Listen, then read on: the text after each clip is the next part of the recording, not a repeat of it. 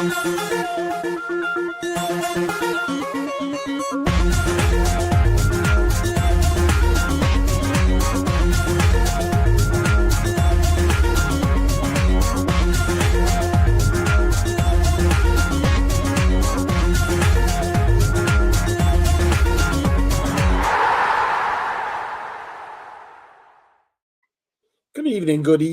evening. Who declares himself the best player in the world, possibly of all time, but then gets sent off for an elbow and loses to 2 Troy Parrott goals at the Aviva Stadium in Dublin. Not us, because we're the American Scouser TV Thursday night podcast, but Cristiano Ronaldo certainly does, and it was a good and joyous thing to see. Sulky britches get his just desserts, but three great goals from the absolute genius that we know as Troy Parrott. I have no idea either, but that was a good. It's international break, basically, everybody. That's the thing we're saying here. It's international break. No real football is happening anywhere on the planet, so we have to talk about things that are real football just to make everybody sane again. We're joined by Sir Z and Brian so far. Cosy may be hauling himself off the golf course to join us at some point. But how are we, gentlemen? Good. No footy this weekend. So, no I needed that. I need a break. I really need a break from that. But other than that, I'm good.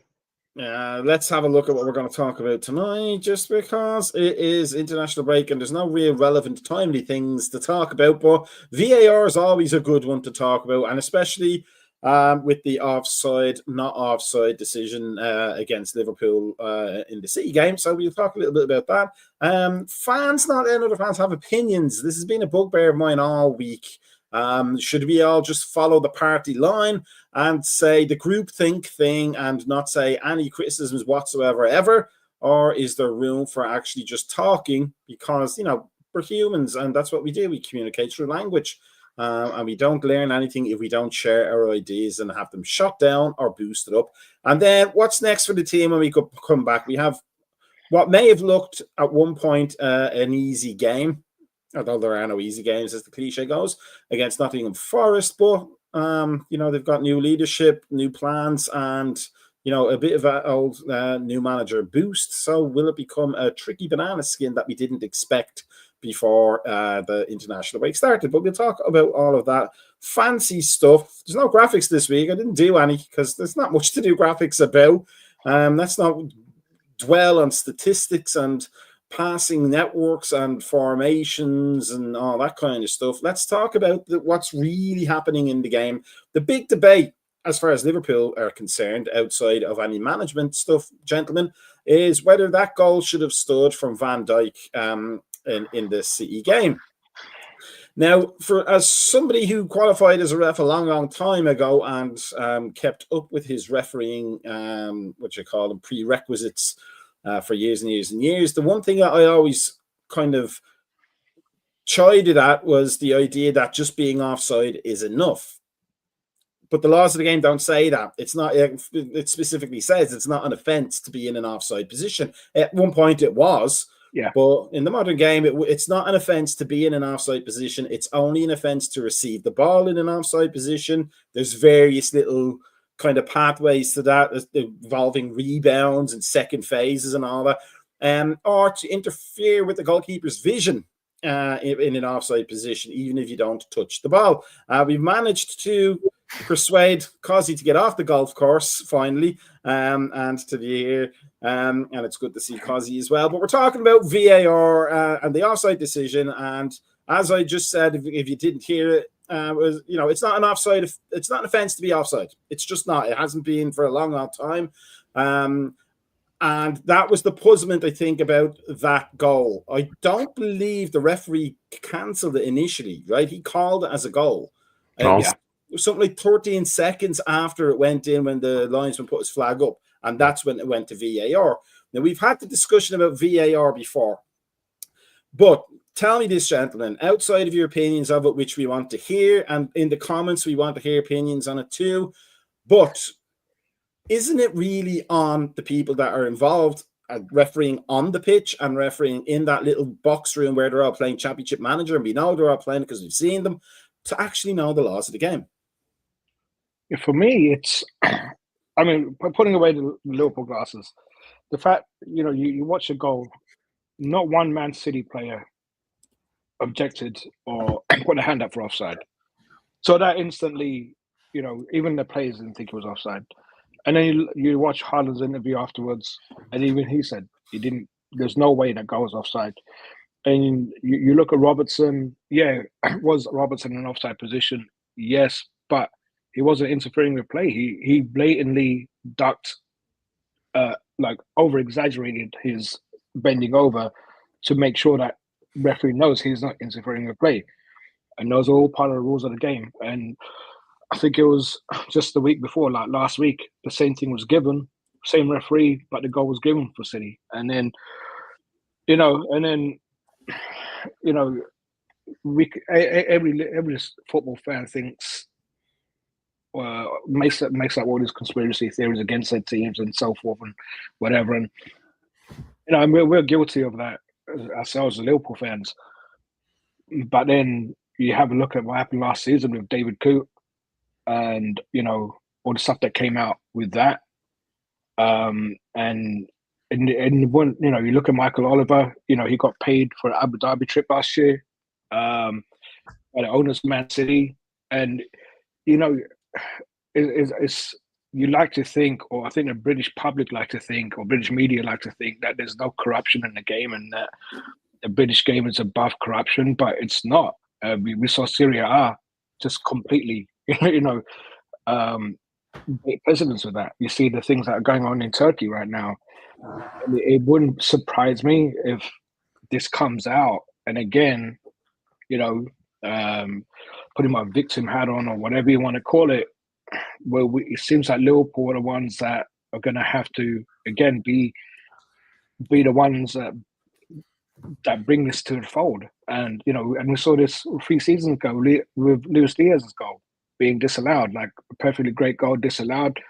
And there's only so many times that PGML can say sorry and whatever, but this is costing. And did we deserve to lose a game? Yeah, we deserve to lose a game, but there's so many games that we've deserved to lose that we end up winning. And we saw that last season.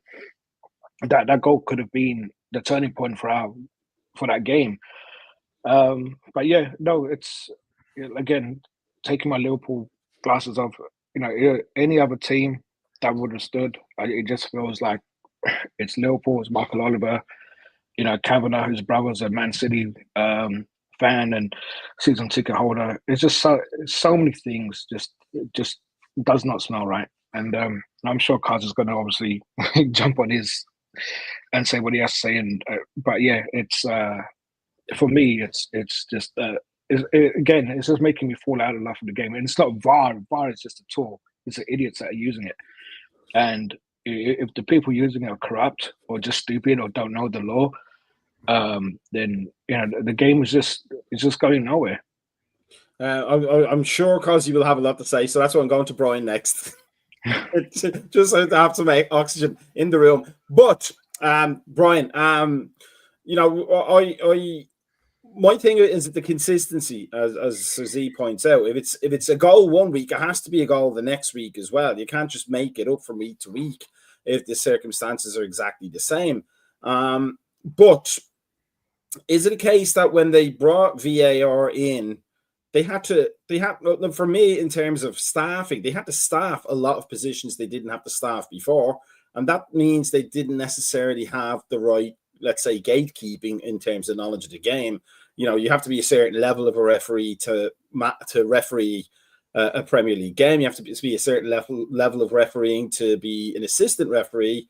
But it seems maybe that it's a free-for-all, or they just bumped a lot of people who aren't experienced enough in the game to be VAR camera, I don't know what they call them, camera lens nerds or something like that.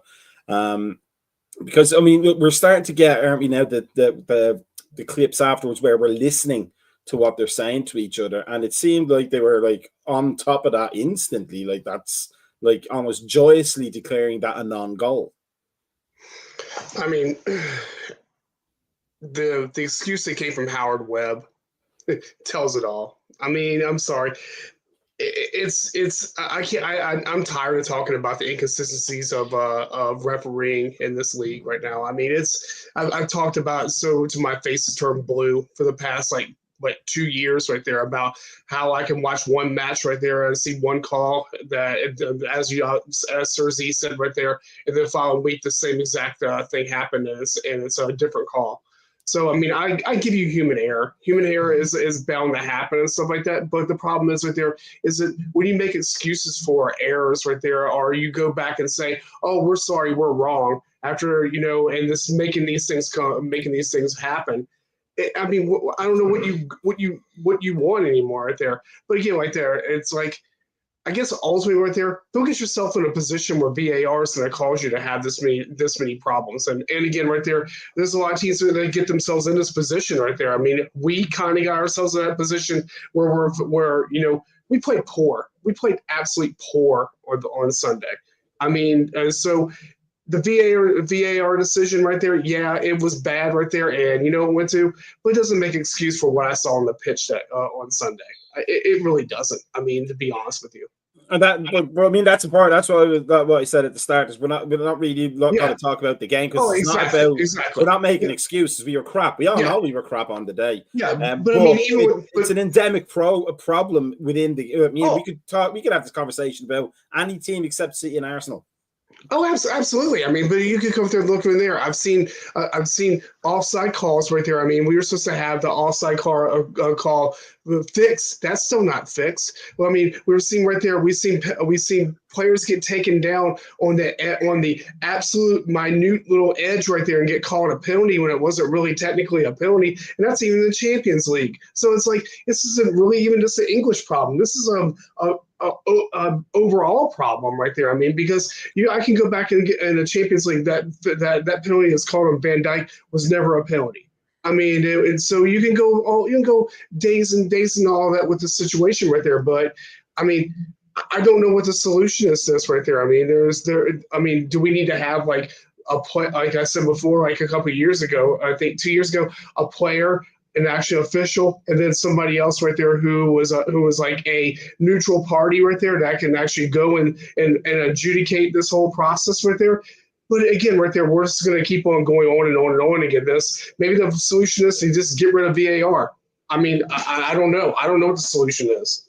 So just before anybody else, I just got the message in the ear. Ronaldo is still crying about the 2-0 loss to Ireland, if anybody's wondering. Cozzy, now what is your take on this whole thing? We could be sanguine about it, we could be blasé about it, we can just say it's part of the game, but it is a bloody issue in the technological age that they're still getting. I mean, my solution: clone Pierluigi Collina and just have 150 Pierluigi Collinas doing the refereeing. Yeah, because you're not there, not the Champions League, so I'm all for it.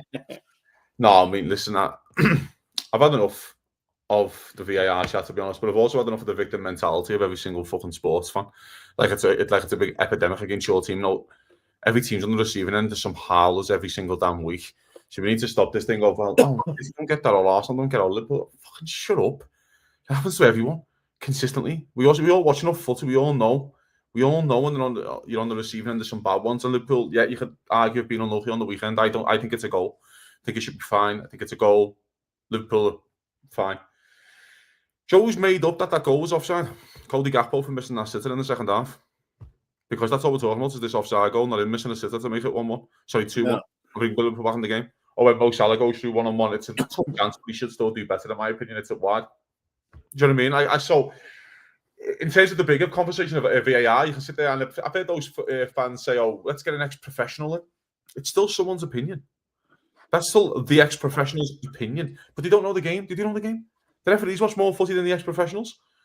They genuinely will watch more football than ex-professionals. We all sit there and listen to these pundits and that on the weekend. Talk absolutely like they watch every single game. They don't. They absolutely don't.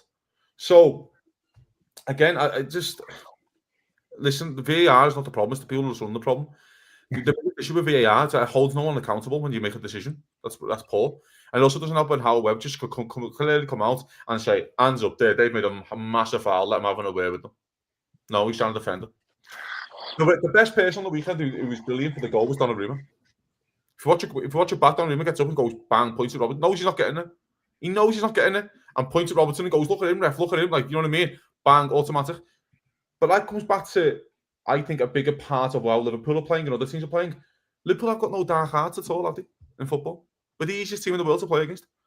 She City there straight away. Donnarumma know he wasn't getting it. Bang, bang, referee, get on this. All eyes on him. All eyes on him. Referee, people there to it. Bang, there you go. Goals off. Goals disallowed. I'm more frustrated in that argument. Did I see 11 Liverpool players swarming the referee when it was disallowed? Did you? No, Robertson, I think, wasn't it? Robertson had a little chat in our town, didn't he? Van Dijk did the old sarcastic laugh. How about getting his fucking face and go, "What the hell are you talking about? Show me. Go to the screen then and show me." Because you haven't went to the screen. Go to the screen and have a look. Make a decision yourself. I don't see that, do you? No. Because Liverpool are just too easy to play against. We're all friendly, aren't we? Oh, Liverpool, don't worry. Liverpool will be top of the fair play league. That's exactly where I want my team. Top of the fair play league. When Liverpool are getting whacked every single week. So, as much as we can sit there, gents, and say, "Oh, sour grapes" and all this, whatever it is, but kind of with Brian, kind of it says he is as well in a little fact that, you know, VAR it's an unbelievable tool, but it's run by idiots. So it can only be right. Do you know what I mean? It can only be as good as the people who run it. So I'm more frustrated again with just another horrific Liverpool performance than a VAR call, to be honest. Yeah, and I understand the argument goals change games and all that. I want to find out in the last 30 games that Liverpool have played, probably since the end of February, why we've been garbage in the first half, apart from about 4 of them. Because, he makes tactical tweaks in half time. Why isn't he getting right from the start, lads? So, I'm more annoyed. You can't keep showing up to footy matches and playing well for 45 minutes because you don't win them. So, again, that's more of my big concern here and worry, do you know what I mean? And can we just please stop this? Sorry, Liverpool, poor Liverpool and all this. Go out and sit the ball in the back of the net and take VAR out of it. Go out and be City 3-0 and don't even let VAR become to an opinion. How's that? No, that's not what we're talking about. We're just talking about VAR. I know. That's what I'm saying. But it just stokes the victim mentality of football fans. By the way, this is not just Liverpool. This is all football fans and on the receiving end of it. Liverpool have been absolutely outplayed, battered by Man City, who showed up and put a 7 out of 10 performance in, and Liverpool couldn't handle them. Couldn't get near them. Couldn't land a glove on them. But all the time, what's the VAR call? Really? Really? Is that where we're at? Is that what we've resorted to, gents? Like, I just don't want to talk about referees all the time. And like, I remember last year when Liverpool were flying, we were talking about referees and VAR calls when Liverpool were winning games. You don't, though, do you? You don't sit there when Liverpool win a game 3-4-0 and go, "Yeah, but we should have got that fifth." You know, you're not asked. You go, "Liverpool won 4-0, let's go." So I just want to go back to those days, gents, to be honest. Okay, we still have to have a show, though. So, should we talk about the old 90 minutes? No, because it's a week before you're gone. So one VAR thing we saw today was Ronaldo getting caught with an elbow in the Ireland game. So part of it is there is benefits to it, but isn't that what VAR was originally made for? It's the things that the referee didn't catch.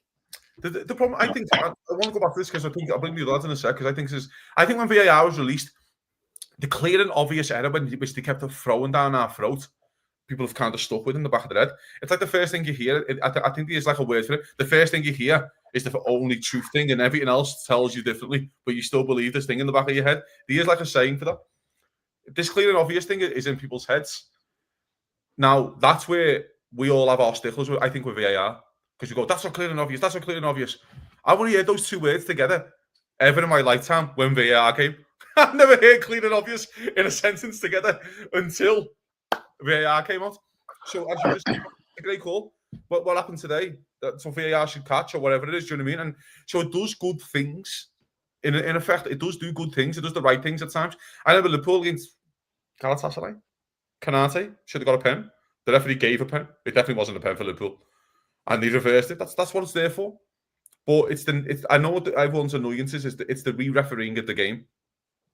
It's the re-refereeing, I think, what you're having issues with, and I can completely understand that. But it's there. It does good things now and then. But it's also a part where, and I get the frustration of people where 1 week there's one decision, 1 week there's a different decision, and that's the hard part. Suzy.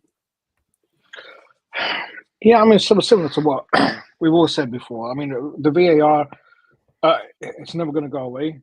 I think the game needs it. I don't think by getting rid of it, we're going to get better decisions.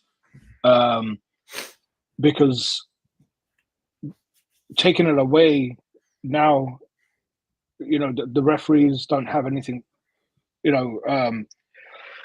weren't able to hide before. Now, well, they could hide before. They can't hide now because it's out there. So it's on social media. So as soon as that decision was made, within 5 seconds, it was already on X. Look at this decision and so forth. So these referees can't hide anymore, but they're getting away with it because there's no repercussions, and that's the issue. And it's not about ex-players knowing the game and so forth. Ex-players still have emotions. I mean, if I was an ex-player and I played for Liverpool and I'm refereeing a Man United game, I'm going to give decisions against Man United just because I hate them.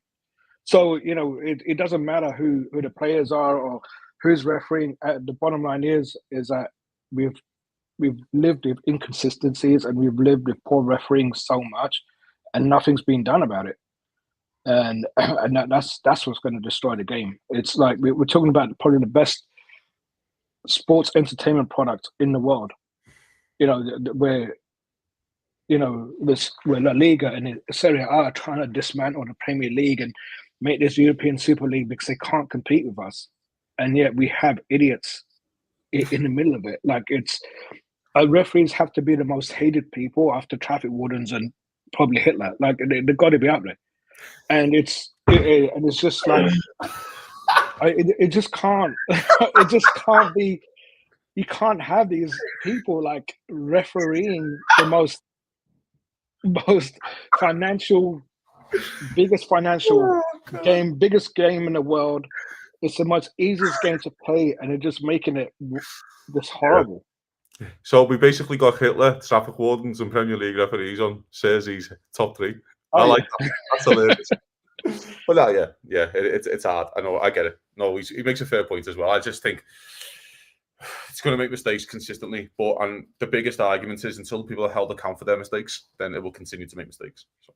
Yeah. Brian, do you think it's possible? There was a time when refereeing was all part-time for pretty much everybody around the world. I need to like 06 when it was like 06 or something. It was like late when they actually became full-time.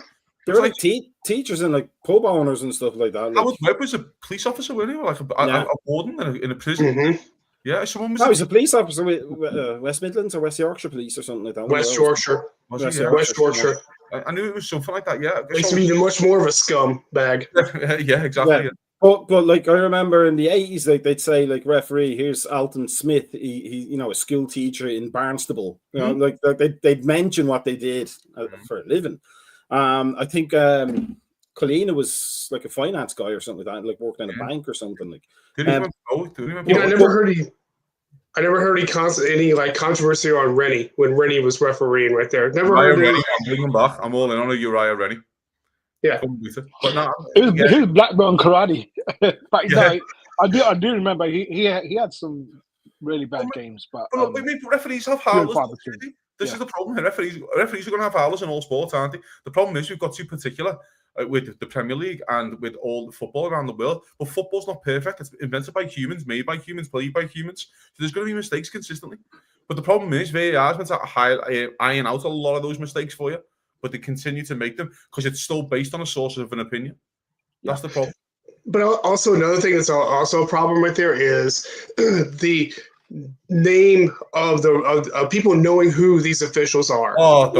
And that right there is a whole. So now they're putting themselves above themselves. They're basically stars. They're putting themselves out there right there in the limelight. So they're making names for themselves with these calls right there. That to me is a problem right there. I mean, I want a unanimous somebody right there who I've never heard of to officiate a match. I don't want to see a Michael Oliver. I want to find some guy that's hanging out in Bristol somewhere that's like refereeing like the fourth or fifth tier. Put him in a match right there. Let him officiate for a match right there. Let's see what the difference is. The problem is like there. It goes back to what Sir Z was saying. There's never any consequences for these guys having a bad match. Okay, so guess what now? So Michael Oliver right now can't officiate this team or this team anymore because he made controversial calls. Bullshit. If he makes controversial calls and they're that bad, Get rid of him. Don't send him down to the championship so he can fuck up their league. Get rid of him. You know, I'm sorry. It's like if I screw up my job right there in my real life, guess what? I'm gonna get fired and I'm done. These guys right there, same situation. Oh, you're gonna have Howard Webb go up there and say the same thing. Oh, well, you know, it's a gray thing and stuff like that. No, you fucked a call up. That is literally your job. Your job is to make correct calls. You didn't do that right there. You're fired. Bye. Easy solution. There's a part of which we try to lose massively. If Howard Webb just comes out and goes, he's had a nightmare there this week, I'm having a word with him, that's not going to happen again. I think it's consistently backing them. It just consistently backs the referees and everything that they ever do. And it's like sometimes, I think we'd all have so much more respect if he just comes out after the game and go, don't know what's happened there, they've had an absolute howler, I'm going to have a word with them. And you go, sound, yeah, you're human beings, fine. We all make mistakes, no problem. It's the consistent backing of them where you're like, no, I've watched enough footy where we know that should be a goal. So just stop the consistent backing. Just own up to your mistakes, and it's fine. You're human beings. You're going to make mistakes. I have no problem with you making the mistake. It's the continuously backing after the mistake is made, after the wrong, and you're still going, no, it's not. There's a grey area. There's no grey area. It's a goal. And the other thing is, as well, it's soccer, I should say, actually, yeah. Soccer is such a low-scoring game, and you're finding ways to disallow goals. It's not like basketball. Right, where there's 110 buckets a game. It's not like that. It's such a low-scoring game where one goal means so much, especially in the Premier League. The first goal in a game, it's massive. It is massive. We all know about this with momentum, gents. Liverpool are going through a slump right now. Liverpool are better than 8th. We all know this, but momentum's not there. So when you're disallowing goals and people can't gain momentum, and I understand that's why people are getting more frustrated, I suppose, where it's like the game can change. You can't, because Liverpool walk in at 1-1 and go, we've been battered by Canal into 1-1. Liverpool can come out and win 3-1 because they have that much ability and quality. But it's frustrating, I get it, but one of them. But the thing is, even going back to what you're saying, like, is all right, one person making a mistake is a human mistake. You have 4 people there. You've got 4 people refereeing this game. You've got the one in the middle. All right, he made a mistake. I don't have a say to the anymore. But then he's got VAR to bail him out. And even that VAR ref has 2 assistants. So between the 4 of them, one of them could have said, no, this is the rule. Like, so even then, that doesn't wash. Like, one person making a mistake and being human, it doesn't wash anymore. Because they've got too many people officiating that game to bail that one person out, to bail the person out in the middle. Let me ask this, because I don't watch any other sports. I'll watch boxing when I can find a boxing match on, watch football, occasionally a Gaelic game if there's one going. But for the sports that have VAR, like rugby union, rugby league, I think has it as well. Tennis, I know, has like at least the eye thing or whatever. Cricket is unbelievable. Cricket. But does it have as much drama as soccer seems to do? I know they'll still make mistakes occasionally, but this seems to be more dramatic. Do you know why it doesn't? Because there's a few things. Bryce hit a nail on the head, first of all, because the referees are now celebrities. Right, and it's a big thing. Number 2, we're having referee watch on Sky Sports News after every single weekend to get Dermot Gallagher's opinion on a controversial call, which cannot be changed now. Which we didn't want when he was a ref either. Exactly. I didn't want his opinion then, yeah. And number 3, they have review systems. They have referrals. So it's just you going to go, shall we do it? Fuck it, we'll call it, we'll have a look. Do you know what I mean? We'll have a look then. But where every single decision is analysed, consistently over-analysed, where it should just be the referee's calling the pitch until someone throws a flag on or the opposing coach goes, actually, I want to have a look at that. And you get 1.5. That's it. It's that simple. I think that's a proposal, isn't it, as well? They're going to bring that at the next rules meet, the IFAB thing. Trying something like that, I think like the under-16s World Cup or something like that. They're trying something along those lines. So I just feel like that would settle it a lot more. It's referee's decision on the pitch until you call it. You have a refer. So when your skipper walks over and goes, I didn't touch him there, right, to the manager goes, okay, I'll call it. And then the skipper's like that, pulling the lad down in the penalty box. You can go, you've got someone to blame. Do you know what I mean? Mm. So there's also that part. I think that's where it has to go. But again, I highly doubt that it will go that way. We'll also have a situation where Slot will never use his flag because it's Kanati and he's pulling up players. I thought I was going do we throw it now? Oh, he's going to do it again, though. I thought I was going to make it for the international break without mentioning Ibra Kanate, but there we are. Let's continue. Yeah. We got to do something for the entertainment.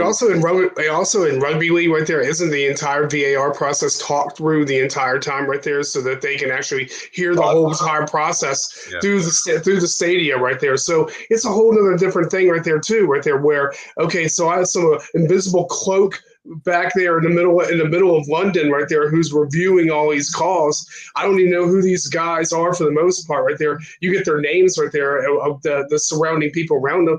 But again, this goes back. There's no accountability, and so I mean, and that's it's going to keep on going until there's repercussions. But there never will be repercussions because you have Howard Webb in charge of them, and so it's never going to think. And the other thing right there is the breakup of the PGML from the league. That's another thing that happened right there too a couple years ago right there, where the officials had their own little thing separate from there. Put their asses back in the league, underneath of the league right there, so that they're all one joint group right there. So everything's handled within the league. So there's no repercussions from the league to go down to this. So this has to go from Howard Webb to say, yeah, my guy messed up, I'm going to send him down 2 leagues. It doesn't come back from actually the Football Association and say, guess what, this guy fucked up, get him out of here. And that's it. So if you go back to that system right there, I think you're going to probably see a lot more things happen, but it'll never happen because, again, we have celebrities now. We have Michael Oliver, we have Kavanaugh, we have all these guys right there who go there week in, week out, and right there, and it's like they sport their little attire on there, parade around and stuff like that. So again, right there, it's a game now, and I'm on a rant about them right there, but it's like. Nothing's going to change. Nothing's going to change. We're going to be just like Arsenal fan TV, just like any other. You go down any club right there, they're probably saying the same exact shit that we're saying when their team gets a bad call. They're saying the same thing. But so it's a epidemic problem right there amongst everybody, but will never get solved because nobody wants to solve it. Let's move on from VAR before we all explode in our heads and talk about something that's also equally controversial. Now, this is something I've noticed on social media, but a little bit on our own Discord as well. Am I just an old fart? Back in the day, yeah, I am an old fart. Back in the day, you could watch. Well, that's true. Yeah, that's what my wife says. But back in the day, you could watch a match. Yeah. In the pub most of the time for us in Ireland, but you could watch a match and you could slam the manager, you could call them every name under the sun, you could call this player that name under the sun, you could then cheer every goal they scored and then call them bastards again when they concede in the last minute. And then you finish your point, you go, and tomorrow's a new day. Yes. Are we too much into the age of the super fan where you have to be super positive to players who don't know you exist? And can't make any criticism, because I find that kind of really weird that there seems to be a culture against venting on the team in the course of a match. One thing is to have having opinions after the match when it's all done, and you shouldn't be you should be looking forward to the next time. Sometimes you don't want to look forward to the next time. I'm not talking about any particular Hodgson manager, Rodgers, the next guy. I threw that ball right at you as gently as I could there because if you're going to roll the ball out of the park, I'm going to finish it. If you're going to do the assist, I'm finishing. But are we in a new kind of culture? It's not just like this year. Like I've noticed it for over a few years where you cannot say anything bad against the team, almost as if your opinion is going to influence factors. Like, what is the deal with that? Am I crazy old man shouting at a crowd? Or has the supporting of the game changed via the internet? I think everyone just likes to have their opinions voiced. And I don't think it's a football thing, it's a society thing. And everyone just wants everyone to live in their own realms of reality. And, using Scouser as an example, but, firing slot or whatever, and he hasn't. You mean really said that or whatever, because he's the angriest man we've all ever met. But he's entitled to his opinion, and I don't understand why everyone's like, "Oh well, no, you're wrong." And listen, if Kazi wants the manager to be fired, That's his opinion. He's not the one who's in charge. It's just an opinion. So I just respect his opinion. Thank God I don't want to be in charge. There should be smarter people than me in charge of Liverpool, preferably. Well, that's what I'm saying. And it's like, everyone has their opinions. And, we just unfortunately just don't respect each other enough to take it on board and take it as a pinch of salt, because it's only football at the end of the day. There's bigger things to worry about, and calling a manager and the players all sorts and whatever, it's nothing. My wife calls me that all the time, and the next day she still tells me she loves me. So it's the same thing. It's just BS, and I don't understand why people get worked up so much. I think there's a line that you don't cross, and you don't get personal, and don't start being abusive or wishing death on people. But other than that, like, it's fair game. Like, everyone has an opinion. Everyone goes through emotions of watching your game. Cause has got his own emotions, being from Liverpool and being from that city, and sees his players representing him. Me and Brian and whoever, we spend these hours watching this game and sacrificing that time. We could be doing something much better than watching us lose. Obviously everyone just goes through frustrations. I don't understand why people get on board to try and disprove or try and use stats. That's the worst thing that pisses me off, to come at me with stats to prove something wrong, or try and prove me wrong, because I fucking hate stats. Stats don't mean shit. And that's another thing. It's just the Americanization of the game, and that's the problem. When you Americanize the game and you start throwing stats, and how many yards this person run, and how many XGs they've had, and how many X passes or X tackles they had. None of that counts for anything. This is bullshit. Just fucking enjoy the game. It's an emotional game. It's guys getting together. That's what it is. And final whistle's done, and you just get on with it. Brian, I don't want to sound like I'm talking about our particular group. It can be very spirited on the Discord channel for sure. But even looking, I'm really gonna wait for Suzy to punch me through the screen here when I mention it. But you look at Arsenal TV, there's some good contributors to that. But there's also what's the guy with the headphones that's always super positive? You can't say, is that his name? We've got a few ties. We have a few ties. But he's. I know there's an entertainment value, because this is the internet. You got to create content, and you have to make likes and hits and all that kind of stuff. But that guy almost gets aggressive with people who were saying, Arteta, if they have a run of 4 game losses, he's literally trying to start. He's like that Harry Enfield character from years ago, the little bloke that came into the ball, trying to start fights with people over nothing. Not because he thinks they're wrong, but because they're not being positive enough. Is this groupthink? Is this that kind of, there's no room for any other opinion? We almost support, Virgil van Dijk is sitting there at the end of the day of a loss, goes to bed, puts his head in the pillow, and goes, I really think and hope Dego123 on Twitter doesn't hate me tomorrow because of that. They don't care. They don't know who we are. They can buy us. They can certainly buy and sell me 5 times over for half a Mars bar and a cup of Horlicks. But they don't care about us. So what does our opinion matter? We invest, as we said, all these emotions, what money we do have into the clubs that we support. So we're emotionally invested. So it hurts when we lose. Hurts more when we play bad. So we're going to have to vent somehow, right? That's a healthy mental thing, to vent in a safe space, as they say.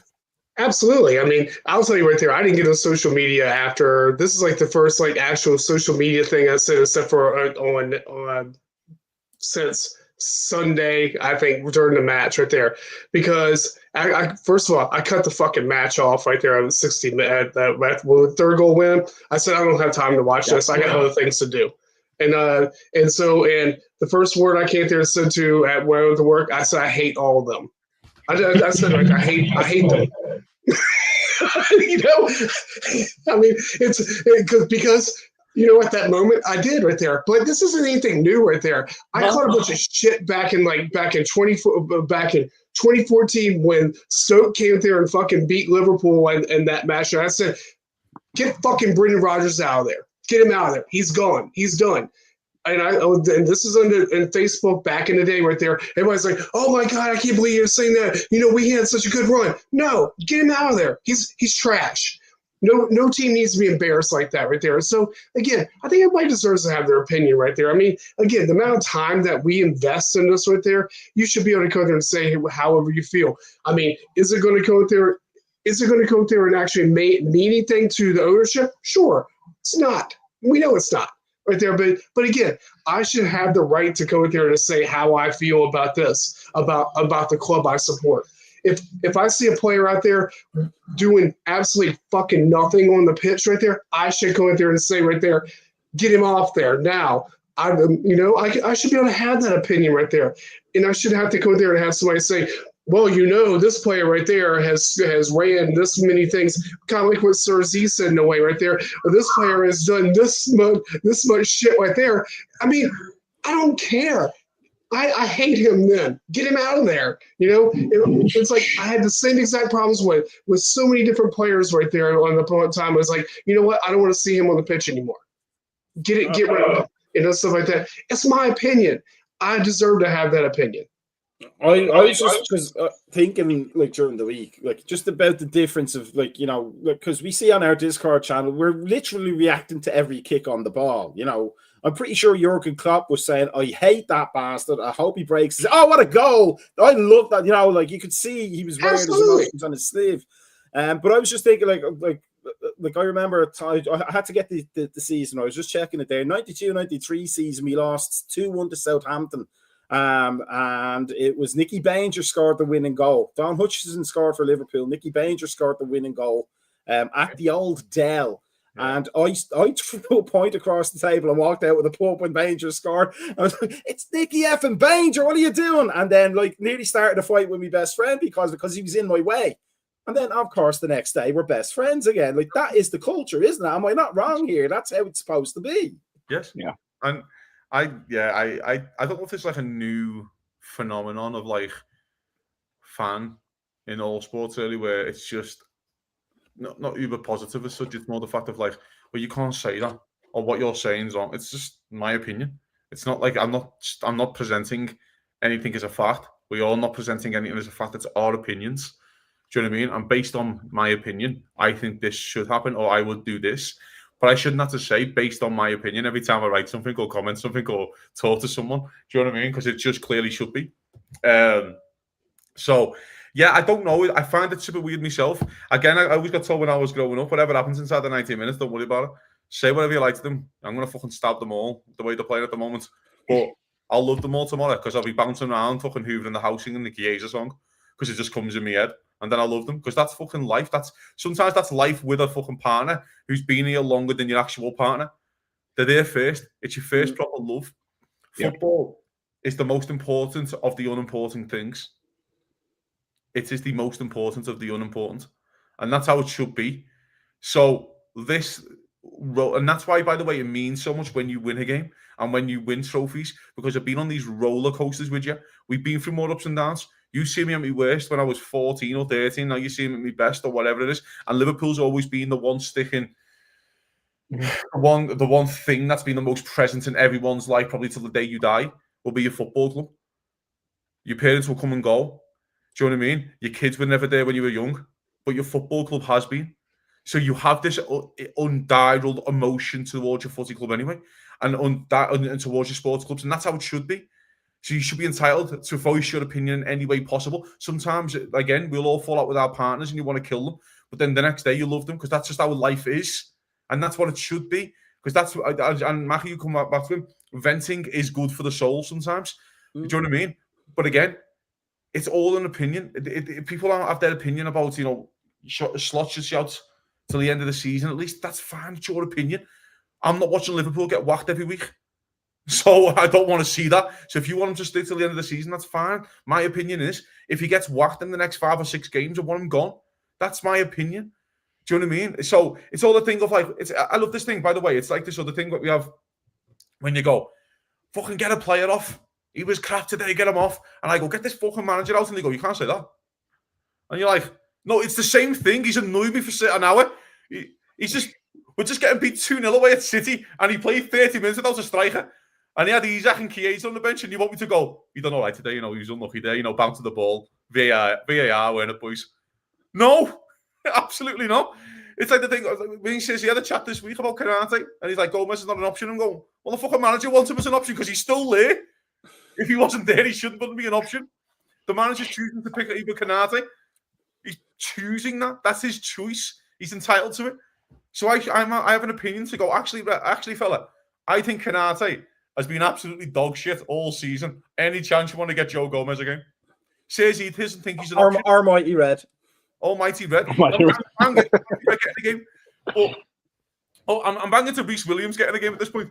But again, that's Sayers' opinion, and he's entitled to it, and that's fine. And that's why it's good for the soul and discussion. All I'm saying is, what gets said inside the 90 minutes of watching your team play football when you are probably the most emotional you will be all week is watching a 90 minutes of Liverpool Football Club. Is that fair to say, gents? In our lives, I feel like we're all pretty level. Watching 22 to 30 odd men that you've probably never met meaningfully before. Yeah. And it's literally going to set up your entire week. They're going to decide your whole next 4 days until they play again. And lately, it's been pretty shit. So they've been deciding that for me as well. So all I'm saying is, this is an unbridled love. And this is what it is. Sometimes you have your ups and downs with your love. Again, it's the only thing that will stick with you your whole life until the day you die is Liverpool Football Club. And that might sound depressing to people who are listening, or depressing to the lads here, but that's the fucking fact. That is the fact of life. They were there from day one, they're going to be there till at the end. And that's it. And whatever you say inside those 90 minutes, like, if you want to be uber positive, that's fine. But can we all just, like, acknowledge when certain things are looking you in the eye? Going back to the stats argument, I've seen Bob put a comment before about saying the XG was equal. I watched Man City v Liverpool. I don't care what the XG was. Liverpool got battered. That's it. I don't need a stat to justify it. I love stats. It's like, I guess my hatred for stats, but I love stats when they're there to describe when a player is playing shite to make them look a bit better. That's what I've decided what a stat is. No one goes, have you seen Haaland's XG? No, I've seen him score 20 million goals in about 17 games. I don't care what his XG is. No one brings up Haaland's XG. It's amazing. No one goes, have you seen his XG? No. I've seen him score loads of goals, and that's important. Do you know what I mean? Like, it's just the way his jock strap rides up. It's just like those, like, have you seen, like, Zubamendi's, like, progressive passes? What does that mean? What does that, like, what judge is a progressive It's passes that like free healthcare. Yeah. It's the Bernie Sanders of passing. Yeah, we call it the Bernie passes, right? But, you know what I mean? It's just, I just don't get it. Again, that's just a new terminology. We call it passing forward. When I was growing up, maybe he gets the ball forward. That's what I used to say about the midfielder. Now it's all, and again, I've got no issue with the Americanization of the game. I think sometimes, in certain aspects, being super tactical in games, because we've seen this with throw-ins, of course, it can be a benefit. You can find a loophole in games, like, for example, throw-ins, and it's making teams like Brentford maybe even qualify for Europe if they keep it up. Do you know what I mean? If they can keep going, it gives them I've got no problem with that. And that's what little loopholes in the games are great, and that's fine.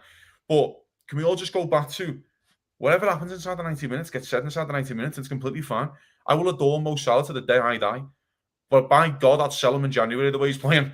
But that's just life. Do you know what I mean? So, come on. Let's all move on here. Let me ask you one last thing on it, Susie, because you've made this point before in general. Is part of the problem that we express ourselves through text more now than through actual, like we can sit here, we can have a disagreement here on this show, but we're facing each other and talking to each other, so we can see inflections, we can have like tone of voice. The tone is lost in the text. Yeah, I mean, because I saw Kazi and Gaddy going at it against each other. It was like, last week you guys are sharing a drink at Carrigan's, So it's, and you wouldn't have that same conversation face to face. We're not in that tone, and I mean, I don't want to be anywhere near Kazi's tunnel. Let me have that. But I'm going to use Discord as an example. Or even my WhatsApp group that I'm on. My best friend, like, grew up with, grandfathers knew each other. Like, that's how close we are, and we got into it about Gakpo, and and I'm completely, he's shit. I don't care. His goals do not mask his performance, but I have to have the other flip side of it. No, he's been our best attacker. No, he hasn't. Yeah, he's scored goals, but he's been a shit player. He's really done nothing, and so but that's just it. Things get lost in text. Things get lost in words. The tone gets lost in words, and then people start taking it personal. It's like, fuck that, man. Seriously. That poses a great point because you get players with divide opinion like this. So it also stokes flames like that. But says he's right. Context is key. Context is so key. I don't text my wife. I call her. If I'm going to ask her a question, this is the tone I'm telling you. Do you understand the tone I'm telling you? It's probably also the thing that means says you go through because where we're from and we're talking to American girls and they're like, no, you don't get it. Yeah. Do you know what I mean? There's a bit of sarcasm involved with everything that we're trying to say. So we also have that about us because, again, that's a geographical thing. But again, I just think we all have to, again, I said to Says, he says he had a comment on Gomez and I'll just speak to you on Thursday about it. We'll have a chat because we're probably going to get into centre halves or whatever. And I was like, I'll have a chat, then get your opinion across. I can't be asked because I don't know what your tone is. I don't know what you're coming across at. Do you know what I mean? I just think we all need to stop taking it so serious and just laugh at it. Liverpool have laughed at teams for 8 years, by the way. We've laughed at teams, laughed at them. As soon as the joke's on us a bit, we're like, fucking uber defensive, and that you're like, lads, we're shit. Just get on with it. Just like, sound, we're just shit. Okay. Just laugh. Let them laugh at us. Let them call us lots of one-season wonder because they're entitled to say it because it's hilarious. Because right now it's funny. Just laugh at it. Because, my God, these lads go home on their fucking nice plush pillows in and 400 grand a week and don't give a fuck what you think. So let's just take it as that and go from there. Brian, any last thoughts before we move on to the last bit for the night, which I think we'll all like? Is it room for I sound very drunk, but I was just burping. Go on. I agree 100% right there. I mean, these guys could give a shit about our opinion. Like we said, they again right there, they are going to get in their Bentleys, their Maseratis, or whatever you want to, and go home. And you know what? Go to sleep. Like, that happened right there. I mean, you can see even right there to a point right there of looking at the end of a match right there when all the players are like all huddled around from other teams around each other, high-fiving, shaking hands, laughing and stuff like that. I hate that even more than probably I hate their performances right there because you know what? If I'm going to pitch against another team, I hate all of them. And this whole friendly thing that happens now right there. And again, I'm going on a whole nother rant right there about that right there. Because you know what? I want to kick the shit out of anybody that's on the pitch with me right now. That's the way I was raised. That's it. They're your enemy. You want them to die. It genuinely makes me respect Roy Keane all the more because he's consistently hating everybody. But overall, right there, I think anybody should be able to say how they feel right there because I think it's they're entitled to their opinion because again, like we talked about, how much time do we dedicate our days to watching this club? I should have an opinion to say right there that hey, Cody Gakpo is shit and he's shit. I mean, bro, please tell me room 433 next. Can we bring it back? Yes. Hey, I'm gonna throw him right in there, right after when the first person. You know what? I mean, the only thing that humanized these players. I mean, these players obviously from what they've been earning, from what I've seen these players grow up with. Seeing these players grow up, and they've gone from like £500 a week to like 500,000 a week. They looked so untouchable. The only thing that humanized them, in my eyes, over the last 10 years was Jota passing away, and that's when it all brought it down back to earth for me. Like it doesn't matter how much money they made, like we all end up in the same spot, and that's what humanized the players for me. But again, like what Brian said, like it's when we're so I hate Arsenal, and I hate Arsenal players, I hate everything about Arsenal, but then I see that Liverpool players come after the 90 minutes, they're shaking their hands, the Brazilians are hugging each other, the freaking, Croatians are hugging each other and all this. Just like, wait a minute, I fucking hate these people. What are you hugging them for? And they don't have the same passion that we do. It's one of my favourites, fella, right? In a game when you go, I fucking hate these Arsenal players, but if you sign Declan Rice tomorrow, I'll be all over it. Like, you're like, yeah, come on then. We'll take a bit of Declan Rice in my midfield. So there's always that argument as well, isn't it? Yeah. Again, it is what it is. People have different opinions, and it's fine. Let's just respect all each other's opinions and all go from there. I think that's the point they're kind of getting at, is that we all want the same thing. Like not just Liverpool fans, not just American Scouser TV, Arsenal TV fans, Mark Goldbridge and his 3 big heads. We all want the same thing. We want the success for our club. So let's not fall out over it. We just share the opinion and make our bed and line it as we do. So let's go on to the very last thing. This is basically just what's next. What do you want to talk about? What do you think needs to happen when we come back from the international break of doom? Except if you're an Ireland fan today. All right, yeah. What's next? It's a great question. I feel like Liverpool could do with winning a couple of footy matches. That's just a little. So now, do you have the XG to support that? To be honest, the XG doesn't back up my claims that Liverpool can win a footy match. It doesn't back up my claim. But I think football's a lot easier when you win. Maybe I'm old school like this, gents. Who knows? Maybe I don't know. If Wirtz should play the inverted left position and blah, blah, blah. No, I just want Liverpool to win a fucking footy match. I want to ask you now on that now, because you made the point about Bournemouth. You made the point about other clubs like finding those little loopholes, tactical niche, those little tactical loopholes from statistics. Mm-hmm. But also you said a couple of weeks ago, who knew that throwing the ball long into the box could is it? Do you think in terms of do you think they've overcomplicated football a little bit, because essentially it's the simplest game in the world, isn't it? That's that's why I never buy into that. Like, this guy's an ex-player, so if he says this, then it must be true. Because I've been on a coaching course with an ex-player who didn't know how to play a back four, and I had to show him. I actually had to go and show him.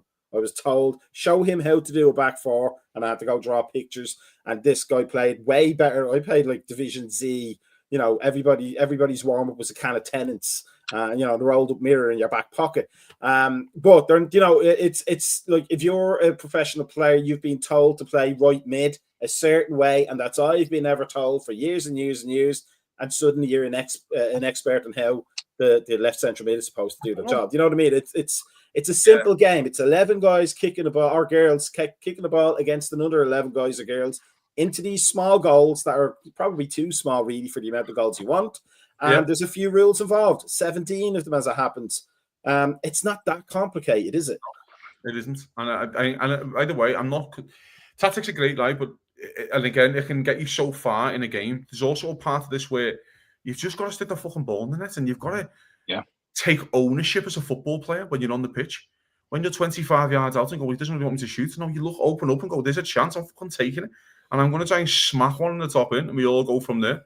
There's a couple of famous things, gents. We always get I'm pretty sure it was Bill Shankly who did this when he took over as Liverpool manager, and the players introduced themselves like, "Oh, I'm such and I'm a striker." You're a football player, and I'll tell you where to play. Like, you're a footy player. That's not your position. You're a footy player, and I'll tell you where you're going to play. And I love that. Just like in a particular old school type of way. It may have been Tommy Smith. It was like, because he started off as a striker. And it was with the number 10 short, and he moved them back to defence, and that confused everybody because they were expecting the 10 to be up there. So there you go. But Shanks was that's the whole vibe. So I think you're a footballer first. If you listen to Ox's interview, I don't know if you guys caught it. He's saying when he first moved to Liverpool, everything he knew about Arsenal and everything else just went out the window. He was just taught how to run. You've got hamstrings. You've got all he had to do was just run, and all I did in training was just run. Pressure, and that was it. That's all they needed to do. And it's similar to what Kenny Dalglish would do. If we listen to Barnes say there was no tactics involved, Dalglish would just say, go and just enjoy the game. Be yourself, enjoy the game. I mean, tactics come into here and there. Yeah. But these players are intelligent. They shouldn't be.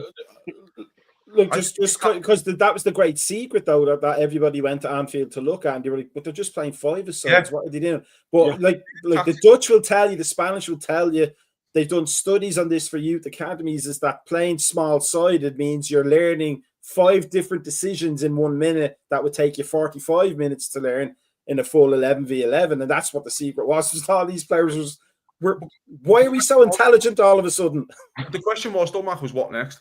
Right, and we can sit into more tactics all you like. The fucking sheer fact is, and it can be very vanilla, you like, Liverpool need to put the ball in the back of the net on numerous occasions and continue to put the ball in the net. We can sit there and talk about tactics all you like. Liverpool will be set up tactically well in games.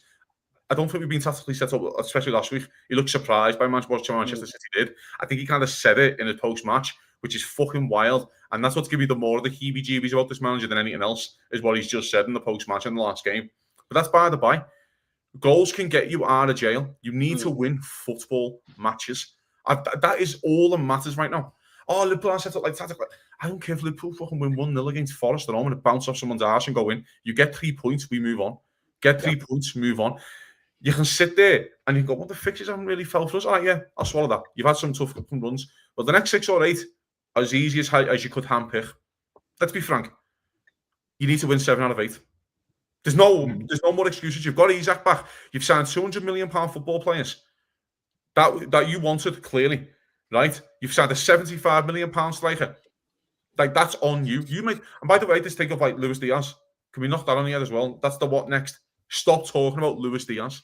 That's another what next I want to forget about. Right? Oh my God, he's doing so well for Bayern Munich in the German league. Yeah, he's doing great. Playing left wing for the greatest team in Germany history. And he looks better because we have Gakpo. Mate, it's not that he looks better. Bro, he scored 4 goals in 28 games in a run last season. It's because he's playing in a shit league. Yeah. Let's be frank. I'm not saying he's not a top player. He is. He's a great winger. No one's arguing it. But it's because we have Gakpo.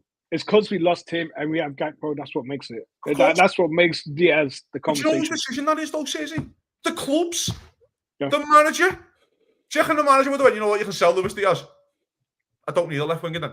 He must have had that conversation. I'll back Rio and Gakpo. He's had that conversation. He's won the Premier League. Everyone goes, oh, he doesn't sign the players. He's won the Premier League in his first season. Mate, he walks in the summer with his balls out and goes, I'm making a bit of a decision in here as well. And my decision's going to, because they're going to bring him in. So that's on the manager. This is the other part of all this, like, bigger bubble circle of Liverpool playing shite. The manager's making the decisions. You're saying, well, the players can make decisions. Yes, they have to take ownership as well in their own performance and play better. I'm not arguing that. But the manager still picks Canate. He's still doing that. He's still picking Cody Gakpo. He's the one who made the decision to back fucking Rio at 17 to come in and be the backup left winger. That's on him. He's the one who fucking made the decision to do Isak and Ekitike, and he can't figure out how to get them on the pitch. He's a part of the decision to sign Wirtz when he has no idea where to play him. He's a part of the decision to play Szoboszlai right back. That's on him. So we can sit here all we like, fella, and go, well, it's the players as well. And it is the play, of course. But this is snowballed. This is what happens. So let's go back to fucking putting the ball in the net. Cody Gakpo, stop missing sitters, please, against City. Any chance of not doing that? Salah, any chance you want to fucking go and find a fucking scoring boot and go and put a ball in the back of the net for me? Do you know what I mean? So let's go back to basics. Any chance you can answer, you can jump for the header. Jump. Maybe instead of doing a little flick on to Haaland's face, you absolute moron. Any chance, take some ownership. So Sergi, I will back you on that one with the players. Take some ownership and some pride in your performance. But it's all right, though. It's funny, isn't it? Because Canate shows up for international break. That's like a model. That's what all the French players do when they show for international break. They all come out dressed like a model. Mate, you just absolutely stunk the gaff out there. Stunk the gaff out. Costed basically Liverpool the title. Let's be frank. It's, you know what I mean? I'm fed up of it. I really am. So the what next is you win a fucking footy game. You got Nottingham Forest at home. By the way, I don't care you're playing the Monsters at home next week. You beat them. You beat them. And by the way, the biggest game of Liverpool's season, whatever happens this season if Liverpool win the Champions League, is West Ham away, because you cannot go 5 games away from home and not win. You cannot do it. That is like sacrilege. That should be sacked at Liverpool if you go to West Ham and not win. So you go out there and you win some fucking footy matches, please. Brian, what next? I wasn't going to get angry. Look at me now. So what next right there is, why are we not pressing anymore? I mean, we have to actually go through. The one thing I watched out of the past, it's like a world difference between the Real Madrid match and the City match. I know we're not going back into match and stuff like that, but I saw 2 different types of teams right there. I saw a very finesse side that actually came through and set back and got attacked. What happened to that side that I watched during the middle of the week right there? So I think what next, there has to be consistency. You have to go in there, and it goes what Kazi said, you got to score goals. You have to even make the effort to score goals right there. If you're going to sit back and allow a side to attack you and make a player who for 3 seasons has only thing does is freaking run around the pitch right there into a world-class player right there. And I'm talking about Daku. I mean, so you watch this whole thing right there, and you're not coming there and putting pressure on the city. We don't exert pressure consistently. So what next is, we need to figure out why we're not doing this and on the pitch. Why are we going there and going to points? Why are we still suffering this first half shit right there? That needs to be solved right there. That's the number one thing. Why are we coming out on the pitch right there, first thing in there, in the opening 5 to 10 minutes right there and get scored on almost every match consistently? So why is this still happening right there? So I hope that the manager is sitting looking at tape and trying to figure out exactly what's the breakdown. Because if we can do it, and if this consistent right there and it keeps on happening, if we don't win, like what Kazi said, 7 of the 8 matches right there, I don't know where we're at in this right there. I think the manager is basically going to lose the entire back room. I think he's going to lose the back room. Because all these matches are coming up there should be easily winnable matches that are coming, including the Champions League matches that are mixed into there. These matches right there should be easily winnable with this side who are reigning Premier League champions. Play like champions. Play like champions. Is it possible? Because I saw a few things. I did a bit of kind of in my own personal rage. A bit of research about Jurgen Klopp's fitness methods, which we all know, and then Arne Slot's. My suspicion was Arne Slot was very Dutch, and they do that whole periodization thing where you can't go hard on this day because you played 27 and a half hours before, and you can't do it's very scientific, but it also means you have a slower build up. Where I was watching, I think it was Alex Oxlade-Chamberlain talking about the first few weeks of a Klopp pre-season. You were just running, and your hamstrings were felt like they're going to snap. But once you got over the wall of that, you were sprinting hard in the 90th minute as you were in the first, and teams couldn't cope with that. Is it possible that Arne Slot's training? Because I always tie in, if you want to be a pressing team, you have to be fit to press. You can't press without that. I mean, is that change? Do you think from the more kind of low, we said it last week? They do that kind of rate of perceived exertion thing. The players literally say, "Oh, I feel like I 7 in intensity today. Oh, so you do a 5 tomorrow. Don't do too much." Do you know what I mean? It gives players the excuse maybe not to push too hard during the game. I think we've seen less. Sorry, go ahead. We've definitely seen less injuries compared to clubs. But have we got 6 players? But well, Isak, I don't care. I mean, Isak was his own self doing. Isak, Ali, Leone, Frimpong, Jones has just come back. Actually, I think I'm sure we've got a couple more. But anyway, the only one I'll say about Leone is that was like a ligament one. That's.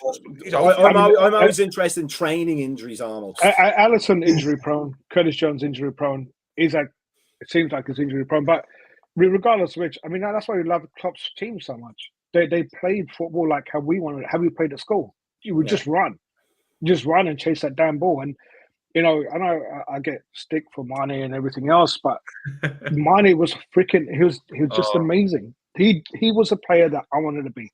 He just does everything, and it's like Oxlade-Chamberlain. If you watch his interview, he said no matter what, like Salah would have a bad. If you have a bad game, Salah might get a goal here, and it will just change it.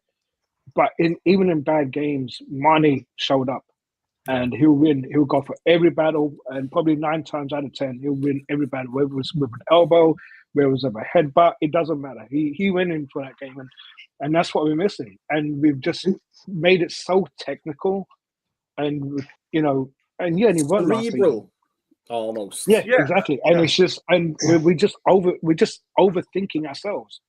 And and Guardiola did the same last season. Just overthought, and now it's gone back to basics. Give the ball to Haaland, let him fucking score. And that's what we need to do. Go on, Ikitike was gassed at 50 minutes. I'm with him, mate. He's a fucking. He was gone at 50 minutes right there. I'm yet to see it, and I'm going to go. I don't want to go reminisce about Klopp. I yet to see a player be gassed underneath a Klopp at 50 minutes. I never saw that right there. These players right there, it seems like after about after a half, and then they come back in. It's like goes back to there, not using the lactic the lactic acid like like press that that urine clock use and stuff like that to get them past that peak point right there. Where if you're not doing that right there, you're not going there conditioning your players to actually make this entire process to go through. I mean, and that's what's happening right there. These players are. They're okay. They're giving, and all of a sudden right there, they're backfooting right there, and they're done. I mean, Ikitike right there is as good as a player that he is right there. He's not conditioned right there for this league at the moment. He's been by the way, for about 5 weeks. He's been crap for a few weeks. He's been crap since let's be frank. But anyway, I'm not into. I get the arguments with the fitness points. I do get that, and I get the arguments. I just don't like the way we play. Just like the shape, don't like the feel for it. I think we get outnumbered in midfield consistently. We're the only team in the world who doesn't play number 6. Like proper outright number 6. And I think last season, let's be frank, and again I keep harping on, this isn't just this season. Take out the last 4 games of last season. Take them out. Okay, I'll write them off with you. We've still been garbage since March. It's November. We've put about 4 good performances in since November. It's you know what I mean, since March. It's November, gents. 4 months away out of March, doing a year. So this isn't like just something new. This was in the post. It's been delivered. Like, do you know what I mean? Yeah. Your road you look so long. You've walked into the season where you played 2 centre midfielders, and I don't know what numbers they are, Gravenberch and Macka, I don't care. You played 2 centre midfielders, and you've got 3 lads who can play. I said in the summer, you remember me being very vocal about signing a centre mid in the summer. Just do Adam Morton, don't worry about the rest. We were desperate for a centre midfielder last season. Endo's not an option.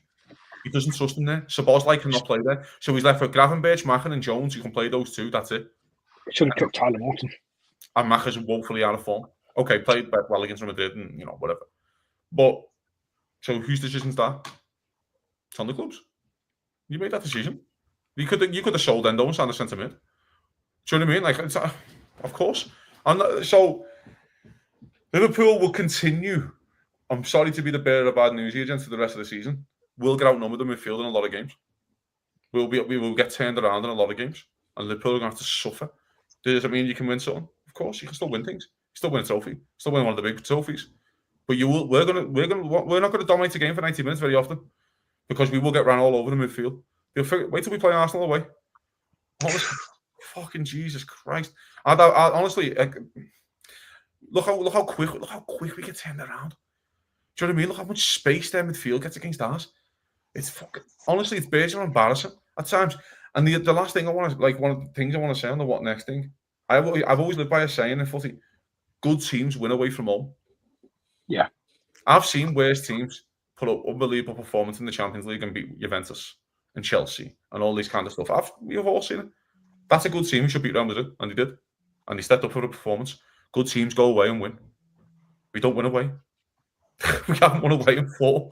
So it's not a sign of a good team. There's also part of this where I think Arsenal, the league might be won on 84 again, 83. So Liverpool might have half a sniff. But you probably got to beat them at the Emirates. There's also part of this, I just looked there, gents, at the next 11.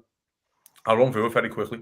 Forest at home, PSV at home, West Ham away, Sunderland home, Leeds away, Inter away, Brighton at home, Spurs away, Wolves at home, Leeds at home, and Fulham away. They're your fixtures until you play Arsenal at the start of January. Spurs have a woeful home record. Spurs can't win at home. Sunderland worries me. It's super weird, but I mean, I get that. The toughest games into the way. No problem. There's 11 games Liverpool should be winning 8 or 9. And that's the only way that Liverpool even get back into these competitions. The problem is we start every game like we play golf. And once you start off shit, it's hard to recover. And that's like Konate plays. That's a mental game. I know that's what happened to him against City. Had that one bad challenge and he just didn't recover. And it's just like playing golf. It's just hard for them to recover. I know we've been on the podcast for a while, but I think we should continue this because there's nothing else to do because there's no footy this weekend. I want to ask you the question, Sergi, because you made the comment. Would you start Konate v Forest? I wouldn't.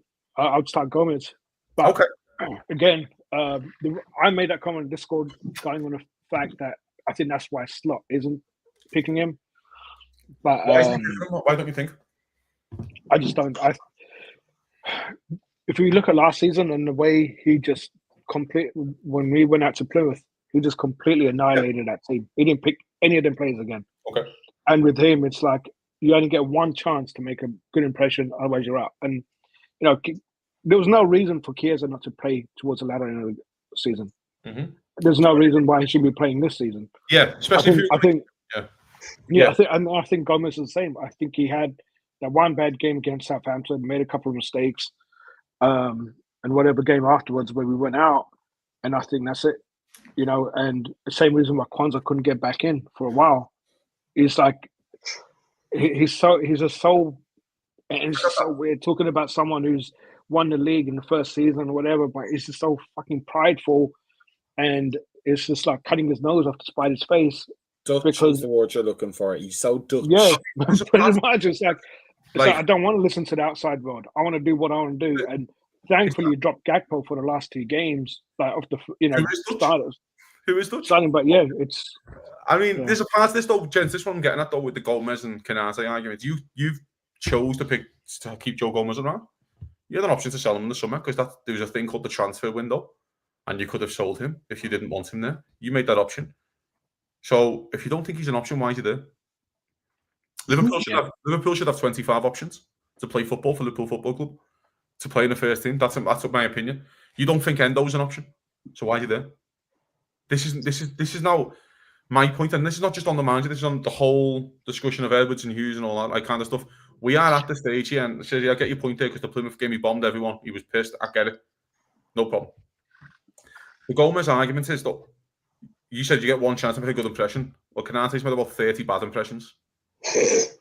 Yeah. So, eventually... He is the Gary Wilmot of defenders. He sold the wrong player.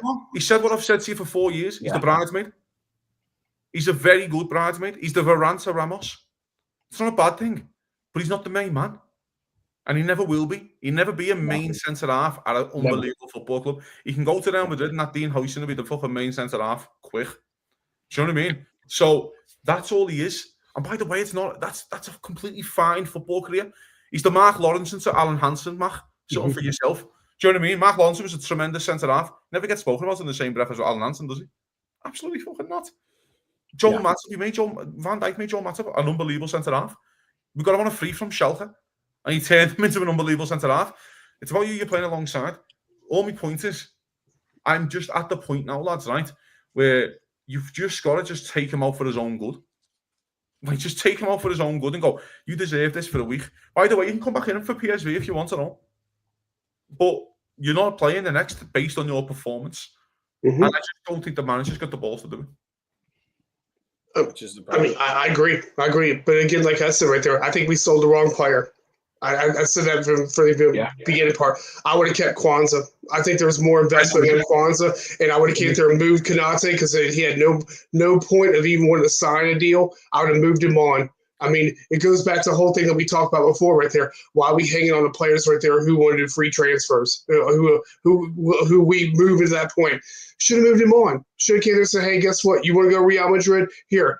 Go fuck off to me, Real Madrid. There's also a part of that, right? And the Mark Gay thing is the thing because Mark Gay would be starting. I think he would back Mark Gay over Joe. Oh, absolutely.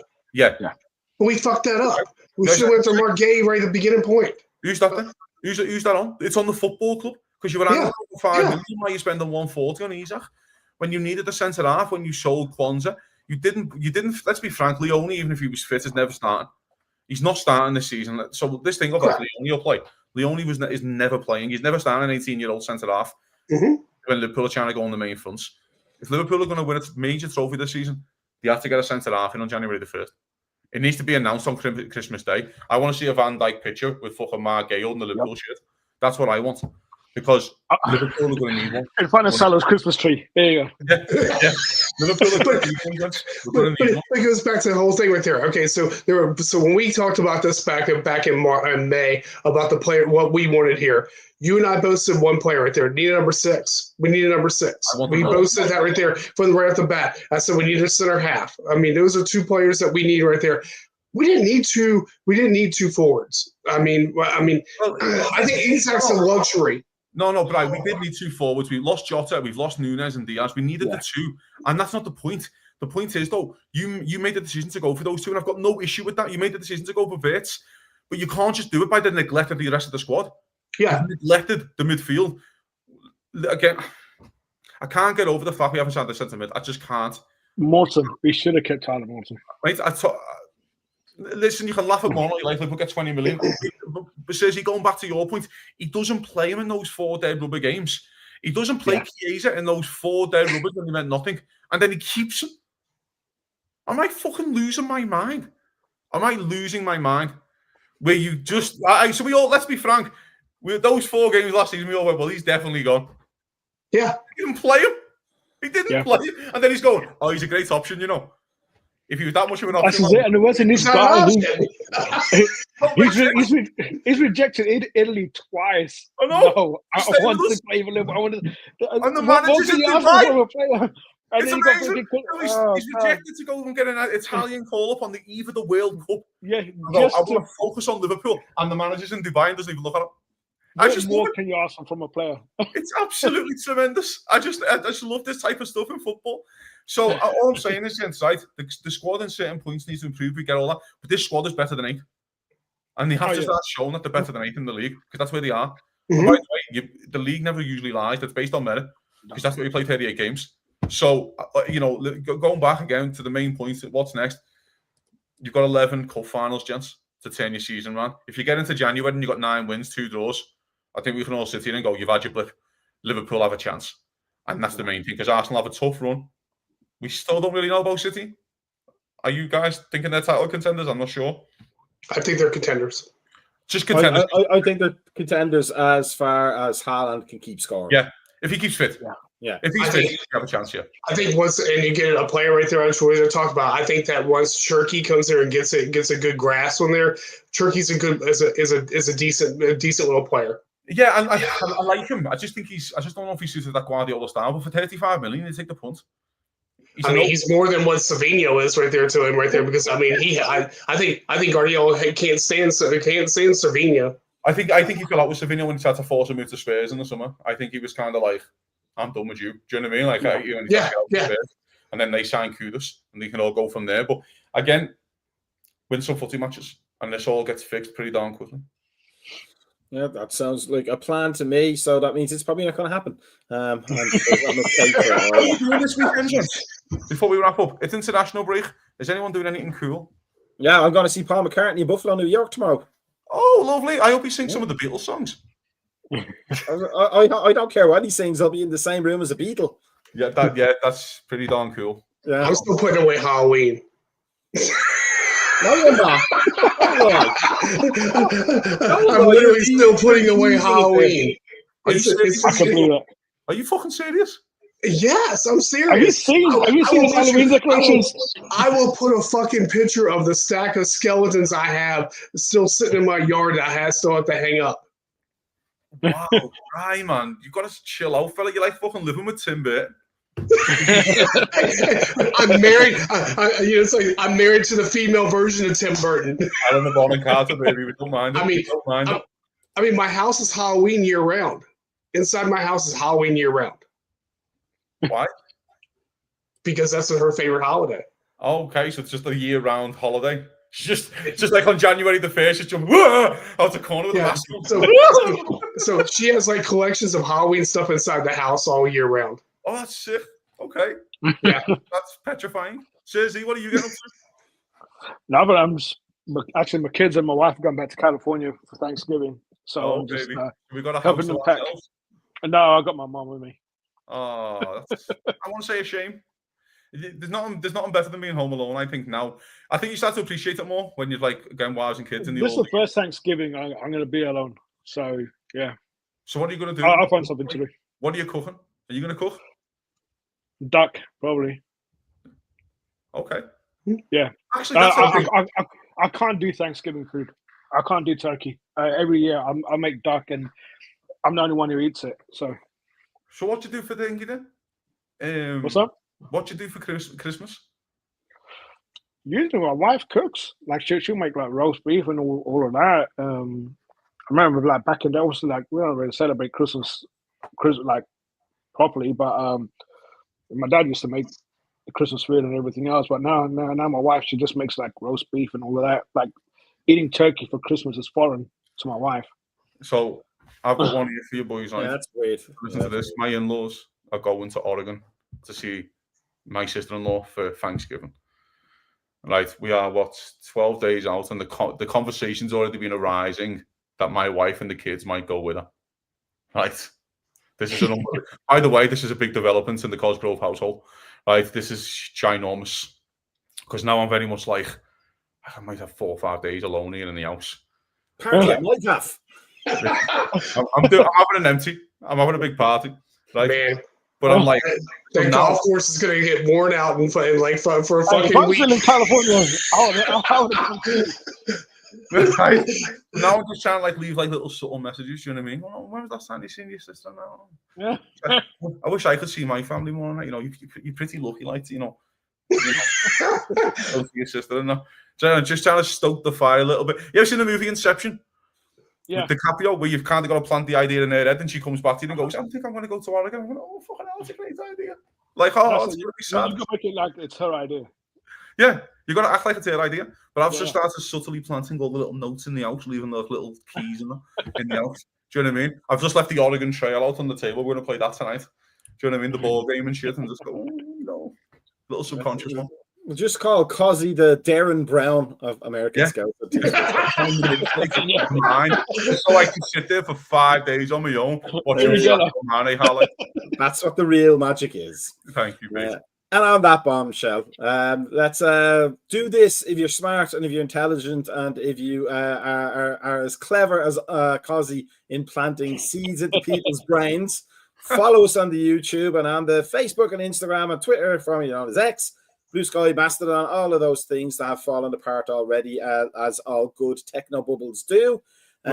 We shall be back whenever we're back. I don't know when this international bloody break stops, but all I know is that Ronaldo was probably still crying because his team lost 2-0 to Troy Parrott, of all people.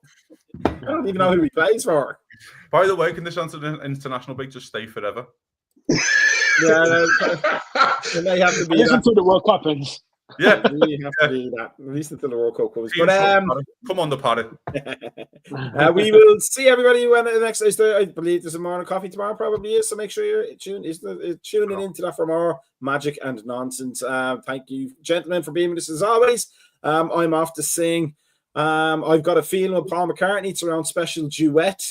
He doesn't know it, but